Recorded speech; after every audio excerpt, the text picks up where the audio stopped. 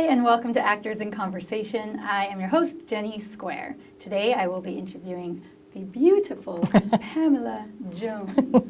Hello, Pamela. Hello. Pam. Thanks for having me. Thanks for coming. How are you today? Great. Good. Yeah. All right, so let's get into it. Get to know you a little bit better. Okay. So whereabouts are you from originally? Well, originally I was born in Oakville, Ontario, but I grew up here in Vancouver, and I live in North Van right now. Amazing. Mm-hmm. Vancouver girl. Yes, yes, we are. And acting, where, when, and how did all of that get started? Well, I think, going for a deep psychological kind of perspective, it started when as a little kid, I didn't feel sort of seen and heard.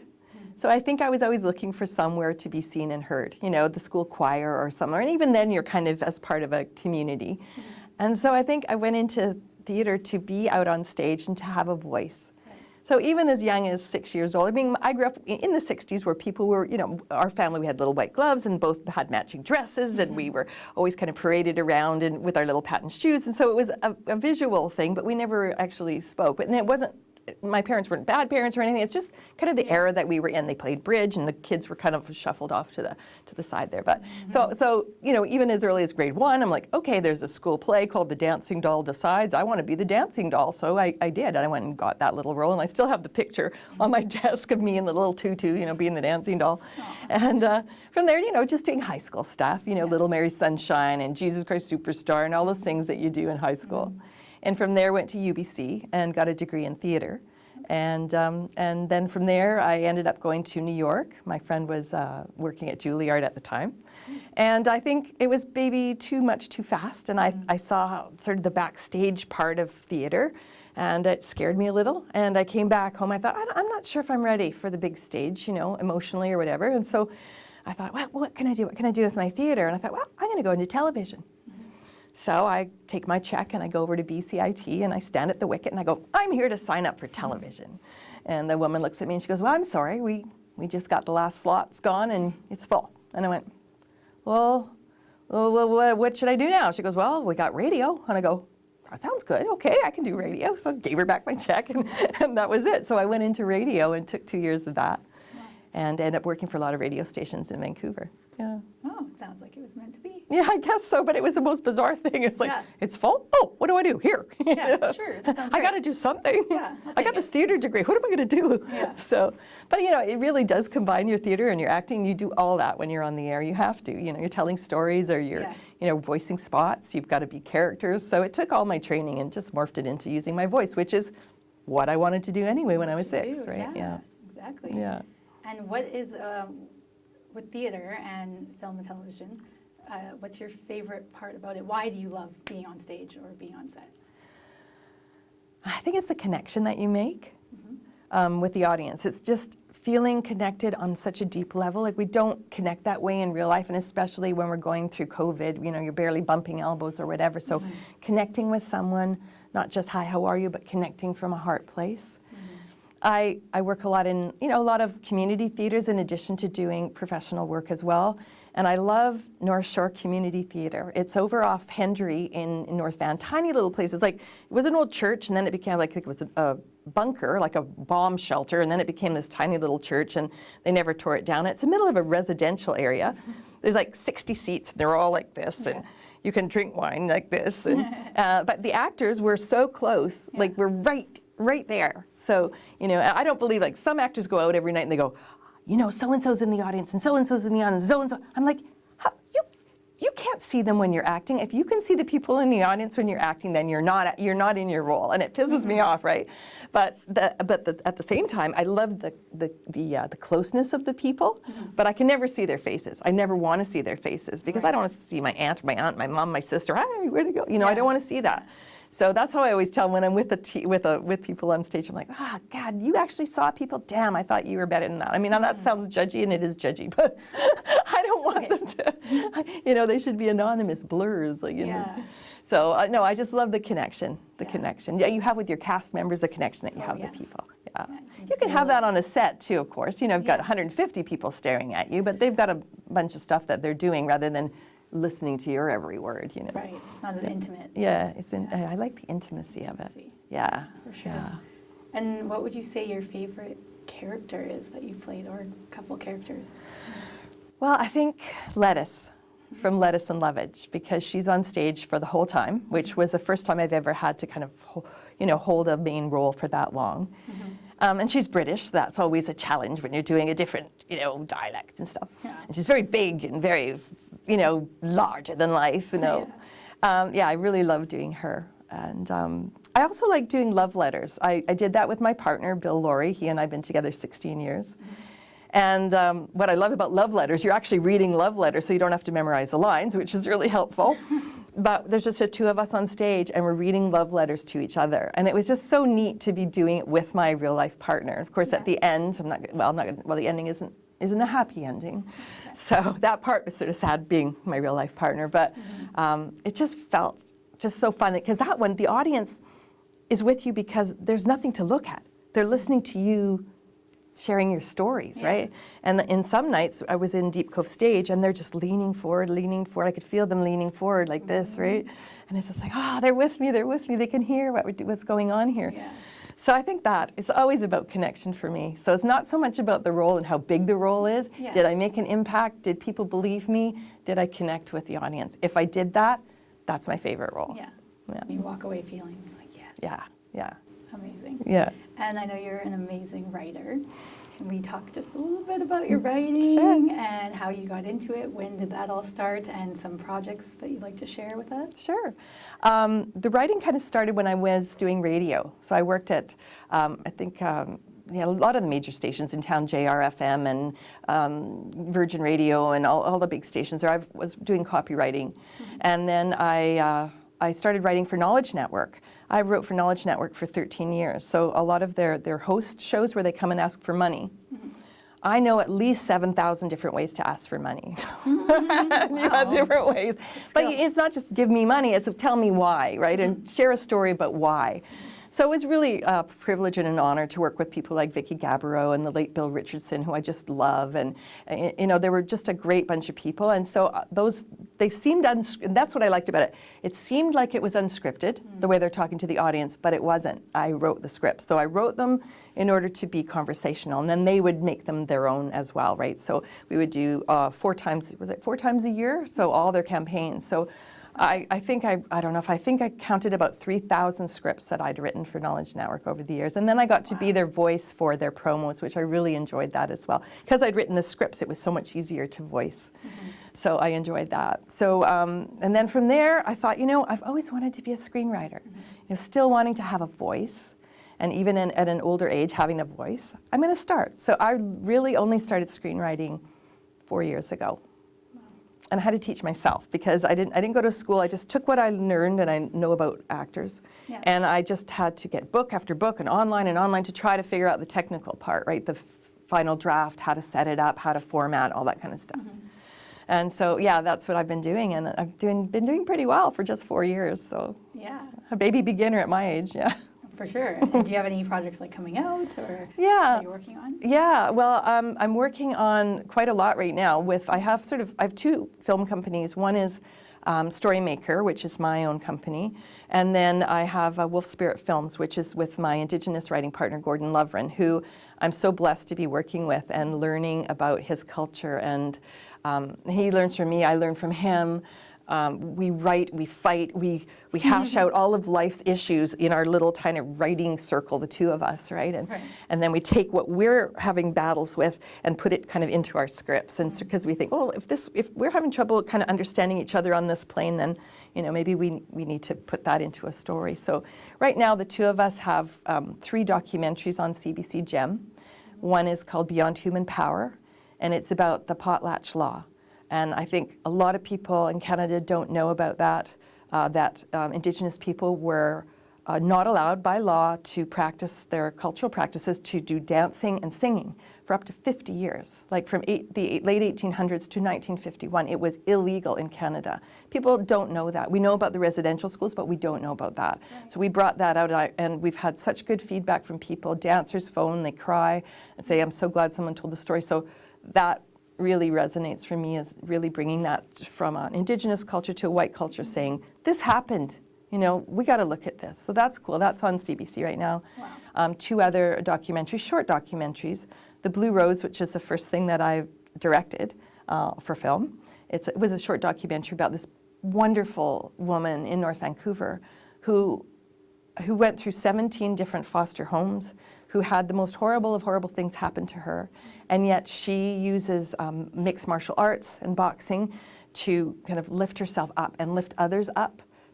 So that's on CBC Gem. And then we have another one called Thai Bay, Love in the Mix. It's about the Syrian refugee, group of Syrian refugee women who work in a catering company serving Syrian food. So those are all documentaries. And then we have, right now we're working on a show called The Boreals about a guy who falls out of the Northern Lights into a small northern town. And Gordon's from the Yukon, so we're going to be shooting that up there. Amazing. Yeah. And another show called Canada, which turns the story of Christopher Columbus upside down. So it takes the story of 1492, says, what if we didn't go there, they came over here, and the people that came over to Europe were a band of scientifically advanced indigenous people led by a female coming across. So the whole show is science fiction, but based in nature. So it's really, really unique science fiction. It's a big, big show. Some people are saying, oh, it's like the indigenous Game of Thrones. I'm like, yeah, kinda. So funding for something like that is insane, but we're getting a lot of interest in it. And so I think what we have to do is reach out to different places to put together funding for it. Yeah.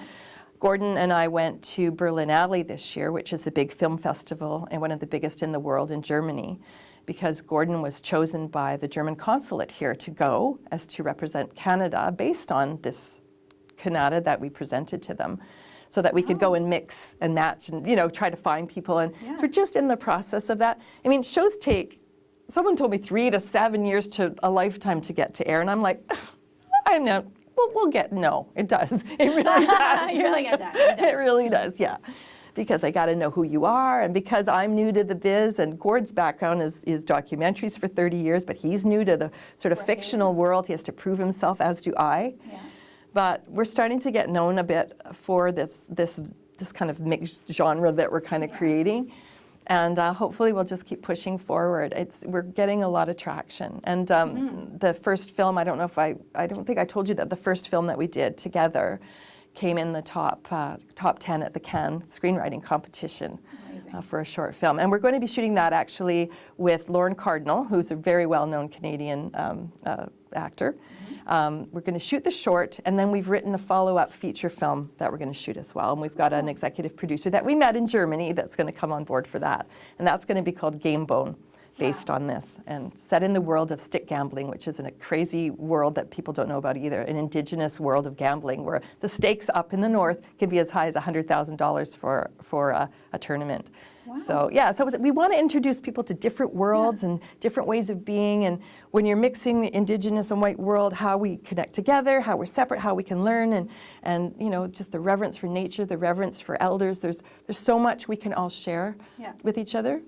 So I'm grateful. Like I always tell my writing partner, Gordon, that I'm so grateful that we met. Yeah. So yeah, that's what I'm working on. There's a few things going on. A few things going on, for sure. Yeah. That sounds amazing. And congratulations on Thank the you. film. And your writing is so like inspiring and has a purpose. So thank you for that. Yeah, I just, you know, and I also want to, when I write, I don't want to just tell you an issue. I'd like you to not only be engaged, but to laugh and to cry. And like a lot of times people think they don't value comedy as a way to connect. It's the people that win a lot of the awards of the drama, make you cry, oh my God, let's see blood and guts, and then, you know, this weeping by the bedside thing. But you can connect by comedy, by laughing too, you know? So not only are Gordon and I doing this cross-cultural thing, but we're also doing kind of a drama comedy a lot of times, because, you know, if you and I went out for a drink, you would tell me something sad or something, I'd tell you something sad, or some guy broke up with me or something like this, and then we'd probably have a few laughs. That's what life is. So why not mix it all together, you know? So, you know, the latest piece I just finished writing last week, I write out at my trailer. I have a trailer out in Mission. And if I go there, like, I feel like the voices talk to me. I'm like, okay, Pam, you gotta get locked up. But they do, they talk to me. So I just wrote a cross-cultural piece where there's an indigenous male and a white female, and she has just attempted suicide. And her spirit guide comes to see her, and it's indigenous. And she's like, but you're Indigenous. Like, I'm white. What the hell? Like, what are you doing with me? You know. Right. So it's kind of like they're sorting out their cultural differences and they're together, and it's just a short little 12-minuter. But I just want people to experience, like, they can be just because he's Indigenous doesn't mean he has to be a serious guy, you know. And like, he's funny, he's laughing, he's talking about a genie in a bottle, and she's like, "What the hell are you doing here?" And so they laugh, they cry, and it's spiritual all at once, and that's what gets me excited, is mixing it up. And working with dialogue and how that works. And you know, I always check everything with Gordon, because I'm very, very conscious that a white person shouldn't be writing Indigenous roles or talking about Indigenous ceremony or anything like that. So everything that I write with him, or say we'll write together and then I'll go write and he'll go write, we come back, it has to be all, you know, he's the one that writes that voice more than me. I'll give sort of the outline a bit, but he'll make sure that it's okay, because I never want to cross that line ever. You know, I have deep respect, and you know, just as he feels that way towards me. Like, we always joke, he goes, "I'm from the north." I go, my family's from northern Sweden. Well, yeah, we're both northerners, yeah, but he goes, "Well, does this make sense how you talk?" I'm like, "Well, I'm not in Sweden, but yeah, we talk about how the language should go together." Right. So I think it's, a deep respect for your writing partner and a connection, right? Yeah. He's my work husband. Collaboration. Right? Yes. Yeah, it sounds like a great partnership, for sure. Yeah. And what advice specifically for writing would you give to somebody starting out right now? I'd say write every day. Like, you hear that on YouTube, you read it, whatever. But when I look at stuff that I wrote even 4 years ago versus now, it's still pretty good. Like, it won some awards, so it was pretty good. But it's tighter now, and it flows better now. I don't have so much stage direction now.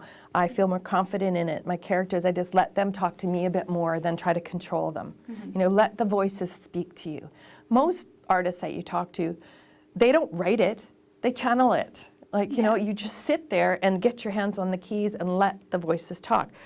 Write, just keep writing. It may not make sense. You may just write in chunks. I write in chunks. And then somehow the chunks seem to find their way to each other. Together. And you go, hold. And sometimes I've actually gone, "Sorry, you're going too fast. You're going too fast." Like, whoever's talking to me, you're going too fast. Right. And I think that's it. Allow it to be, not control.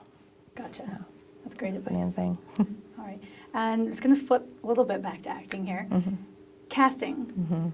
Misconceptions. What is your take on casting nowadays? Whether it's misconceptions of casting or even going in the room, any advice like that?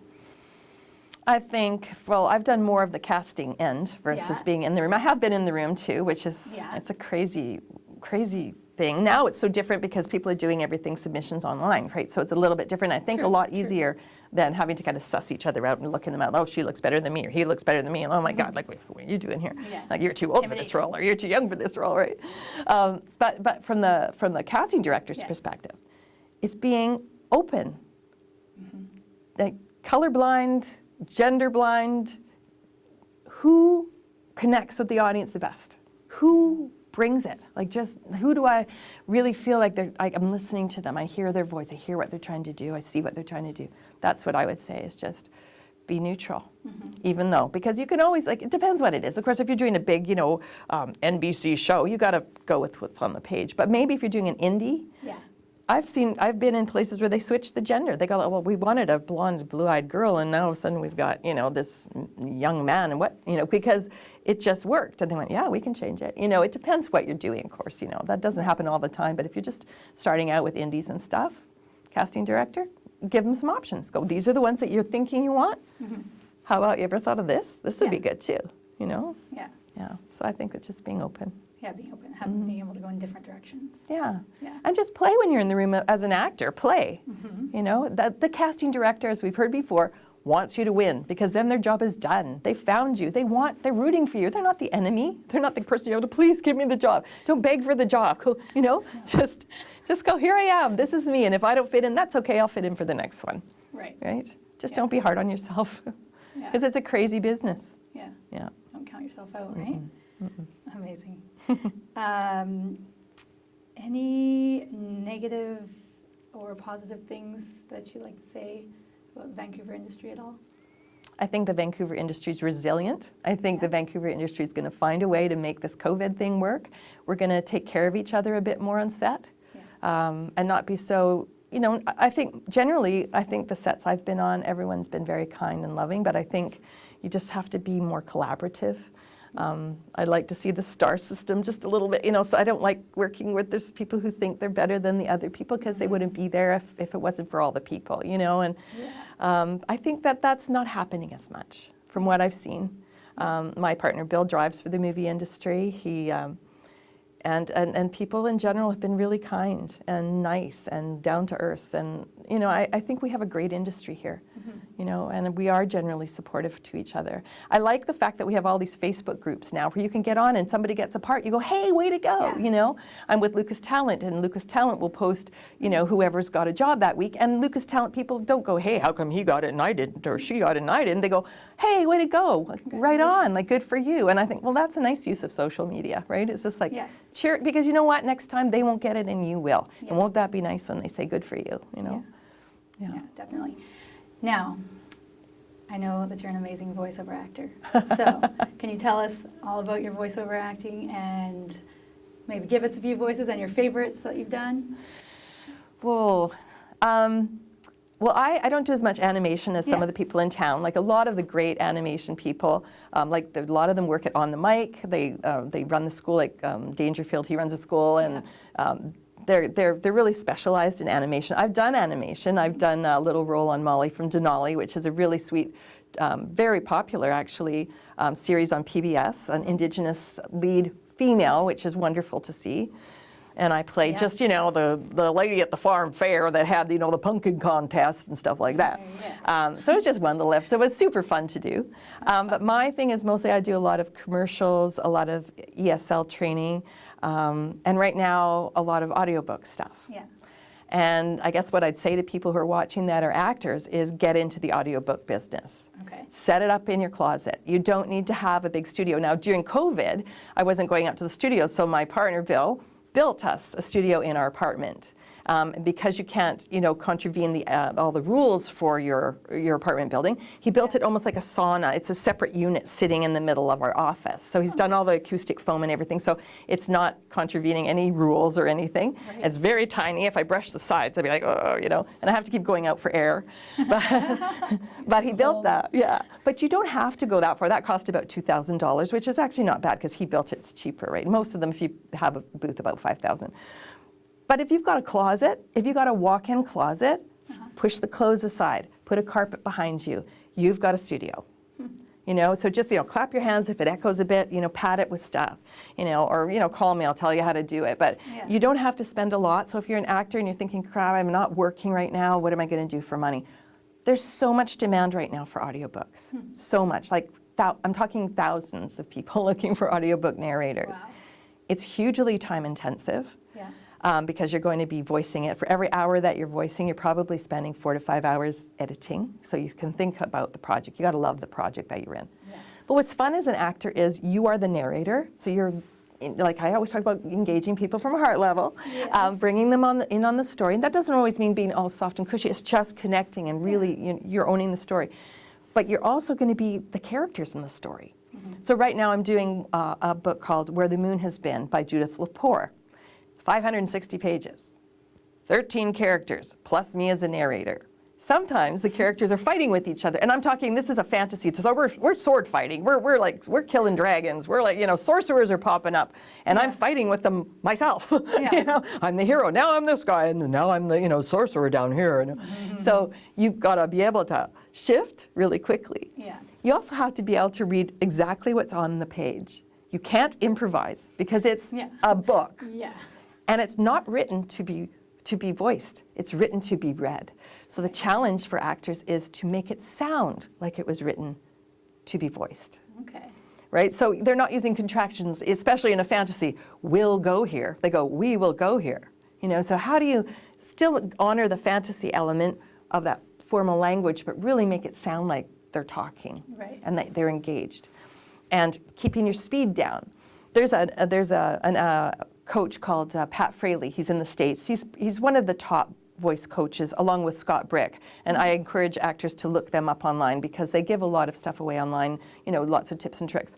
Right. But Pat Fraley is kind of the god of audiobooks and teaching audiobooks. And he talks about Woback. whoa back. And so what it is you're going along reading, and you think you're sounding pretty good and you're reading and all that, but you're actually going a bit too fast. Is that people listening to you want to really follow along. So he talks about like a horse with the reins, whoa back, like pull it back. So when you think you're, going on, just whoa. And I'm a really big advocate of using visualization. So whoa back, actually see the reins in your head. Okay, Pam, pull it back. Okay. And I talk about to my students, because I do a lot of voiceover coaching, putting the blue velvet over top, so that you're not Canadian sounding, because right now I'm speaking to you and I can hear myself. I'm being very Canadian the way I'm, enunciating everything, Right. My teachers at UBC would be very happy because we did Shakespeare and I'm enunciating everything. But a lot of these books, of course, are audible and they're all in the US, and so you're going to use standard North American, but you're also not going to clip every word. Right. You want to smooth those edges out, not out, So at the end, I imagine blue velvet going over the top. So I'll rehearse it, and then I kind of put the blue velvet over the top to kind of get those edges off. So that's a little trick that I would do. But when you're going to do an audiobook, talk to the author and figure out who the characters are. Have them list how their names are said. Have them list all the pronunciations of all the like Moravian or wherever the amazing places that they've created in their mind, right. So that you don't get there and stuck. Stop. Yeah. And then what I found is give me a reference, an audio reference of the actor that you know of who this would be. Like right now I'm doing a character, and she said, well, the reference is Salma Hayek. Oh, well now I know exactly what she wants. She wants a sort of she wants a Spanish kind of voice and the way she speaks and that kind of thing. So I just record Salma Hayek, and I get my producer that's helping me, which is Bill, my partner, because he's an engineer as well as all the other million things he does. Yeah, really. And drives our sailboat. Wow. And so he'll play it just before me. I'll go, can you play Selma again for me? And he'll put it through my headphones, and I'll say exactly what she said. She said, okay, go, and then I go. Because it's hard to keep 13 voices in your head all at the same time. So you have kind of a cheat sheet. There's something you can put on your phone called Voice Record Pro. It's free. Okay. So you can record the 13 voices yourself, and just, when you're going to read ahead of what you're going to be doing that day, play them back to yourself so you know, and then also give them to your producer if you have a producer, or sometimes a lot of the time you're doing the whole thing yourself.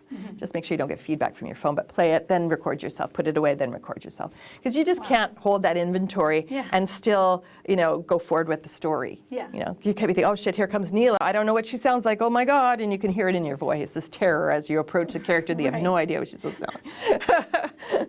So, but I mean, like I say, the demand is huge.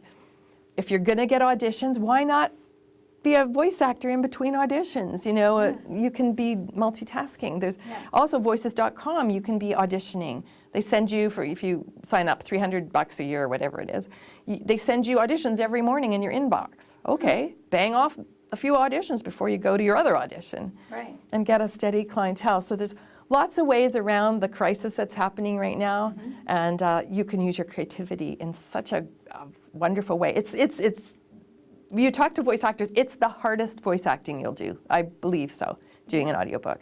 Okay. But so rewarding, and that's where the work is right now for freelance. So exciting for actors watching right now. I hope so. I love how you're just Salma Hayek. Oh, okay, I'll do that. So easy for you. Right? Well, the part I said after I've done, I'm on my 33rd chapter. I voiced it before I came today. That's why I'm a bit croaky, because I have to voice a lot of male roles, and male roles are a lot harder because you're way down here. And if you keep doing that, and like the sorcerer, and you're doing a lot of this, and it's like, it wears you out. So I can only, if I have a lot of male voices in that chapter, I go, Jude, the author, Jude, an hour, that's it. Or Bill will say, Pam, you're done. That's it. She can't voice anymore, you're done. And other days when I'm doing the females, I can do it. But the one other tip I'd give to people doing this kind of work, I use my hands a lot to say where the note is that I'm going to speak about. So say my protagonist, Takoa, her voice is about here. So every time that I speak like her, I move my hand here. So I know that she's different than someone down here or up here, right? So that helps you position where you're going to speak. Yeah. So that would be my number one takeaway. Very good trick. There you go. I like that. Boop, boop, boop, boop. So Judy's on Skype. She's directing me, and all she sees is she basically sees up my nose because she's there just directing, and my microphone's here, and she's kind of there, and then she'll see my hand go boop, boop, boop, boop, boop, like that, directing myself, right? That would be so neat to watch. Yeah. But I mean, a lot of times you're charged with doing the audiobook alone, so your director isn't with you. But another thing I would say, if you can get the person who wrote it to direct you, and they're good at it. If not, like some people don't know what they're doing, but if they really know their story inside and out and they know what they hear in their head, it'll save you time editing to have them direct you. Because otherwise you're going to do a whole chapter and she's going to go, well, that's not how you say that town's name, and that's not how you say her name, and you're going back and doing all these cut-ins and stuff. So yeah, so I'm lucky to have her. I have her on Skype. For sure. Yeah, and on an iPad, right? And then I have my script on an iPad scrolling, which took me a long time at my age to do. I'm used to paper editing everything, it's underlining things, but you have to scroll. Yeah, and it's no sound, right? You're scrolling like this. That's true. Yeah. Good tips. There you go. Thank you. Free. A couple more questions for you. I know you're an amazing coach and teacher, so what is your best advice for your students and other young, or not young maybe, but new actors starting out there? Practice. Yes. Don't put out an audition, a demo until you're ready. That's a lot of people will call me for a demo, and I can sell you a demo for $700 because it takes that many hours to put together a demo for someone with all the cuts and clips and coaching and copy and all that stuff. Right. But I've decided to be completely honest. If I don't think people are ready, I say, you're not ready. Because you can't walk in and do the voice that I can make you sound like whatever. I can make you sound amazing on that demo. But can you take that voice and go in and do it by yourself? And can you not only do it by yourself, can you do it in 4 months when they want to do pickups? Will you be able to recreate that voice? So that's the number one thing. If you think you're ready, ask someone else in the industry, not just your mom or your sister. Do you think I'm ready? Am I ready? Then do your demo. So you need a demo for different things. So you can't just put an animation demo on the same thing as your narration demo. They all have to be separate. Animation, narration, audiobook, all separate demos, right? Right. And the average time for a demo now is only 1.5 minutes. When I was first started, it was 5 minutes you gave them. It's like, God, now, as a casting director, I listen to 12 seconds. Wow. 12 seconds. Give me your best 12 seconds. Don't save it to the end. I don't want to. I don't have time. I'm listening to 30 people that I want for this role. So kick it out of the park right off the bat. Yeah. And on your demo, if you're a female, identifying as a female voice, get a male to introduce you. Vice versa. Because if I'm going to play your demo, I'm expecting you, and I hear blah, blah, blah, blah, and I go, oh, okay. I sort of sit up a bit, and then you come on. And it's more ta-da. I just think it's more ta-da as well. Okay. So yeah, get your demo, and don't give up, right? And really go to people that you trust. Because there's some things that we can't fix as a coach. I can't fix sometimes if you have a space in your teeth, or if you lisp, or there's a few physiological things I can't fix. So you need to go to someone and go, look, I know this is what you want to do your whole life, but, you probably won't be able to do narration and audiobooks, but you probably can do animation. Let's work on some characters that you can bring to the party. Right. And the other thing is, I think a lot of people get overwhelmed. They'll go, oh my God, I want to do animation, but I don't have 100 voices in my head. Like all these people, they seem to have 100 voices in their head. It's like, you don't. Have maybe 5 that you do really, really well, and then morph them. Make that one character confused sounding, and that's someone else. Make that character talk from somewhere else, like up here. Make that character talk back in the back of their nose. So the same character that you've developed can be moved around your body in different ways. Right. And the other thing I'd say to actors is, your instrument for voiceover is not this. It's this whole thing that you've got. Yeah. Use it. You ever watch people doing animation on YouTube or whatever? They're just flapping around and they're looking like crazy, right? Crazy people. I often hit the mic. I'm like, okay, sorry, oops, because I'm moving my arms around. Yeah. But physically thinking of where that sound is coming from is going to help you. So I was talking to you about picking up that voice 4 months from now. Right. If you've done some physical movement, say you're a surfer guy, yo, 4 months from now, you want to recreate that voice. You can in your mind, you just go, yo, and that voice will come back to you. Right. Or if I talk like this, I sound totally different than if I talk like this. So small bits of physicality will make a huge difference, not only in your performance, but in how you remember your performance. You asked me for one tip. No, as many as you want. I just get We welcome them all. Juicy stuff. I have a lot to say, apparently. Yeah, no, I love it all. Please. Any final words of wisdom that you'd like to share with us before we go? Don't listen to people when they say you can't do it, because you can do it if you want to do it, but you got to really want to do it, you know? And if, like I say, if you physically can't do certain things, shift it and do something else, you know? Just keep moving forward. And one story that always stuck with me, my father-in-law, many years ago, he had a heart attack, and he was trying to rehabilitate himself, and he was going to do it himself. So he got this big rock. They lived on the island in this little small town called Cedar. He got this little rock, and he'd moved it down the road. And every day he'd move the rock, and every day he'd move the rock farther, and every day he'd move the rock farther, and every day until he could walk all the way around the whole periphery of the neighborhood. But it was always about this rock. And that always stuck with me. I always think, move the rock down the road. Keep moving that rock down the road. Little bit, little bit, little bit, little bit. You're not going to write a whole screenplay this week. Can you write a page? Can you write just maybe that one interaction? Move the rock a little down the road. That's really important. Keep doing it. Keep practicing. Surround yourself with people who know more than you. And there's always someone who'll know more than you. And you know, here's the other thing. I'm always surprised why, and maybe after this they will, but why don't more people give me a call? Hey, Pam, you're in the voiceover business. What can you just, like, I have a bunch of questions, or can you mentor me, or what do you think about this? Oh my God, there's so many people in the industry that are so giving, that want to help, that want to mentor. Yeah, there's people that don't, but I'd say 90% of the people I've met would be thrilled if somebody called and thought that they had enough knowledge to give them some advice. Yeah. So use the people that are out there in a kind, polite way. Don't go, here's my demo reel, and send it to them out of the blue. Say, hey, my name is, Jill, and I'm thinking of being a voice actor. Would you take a listen to my demo and give me some ideas? Absolutely, I would, 100%. So it's just in your approach, right? But that's just, it's exciting, and you're never too old to do it.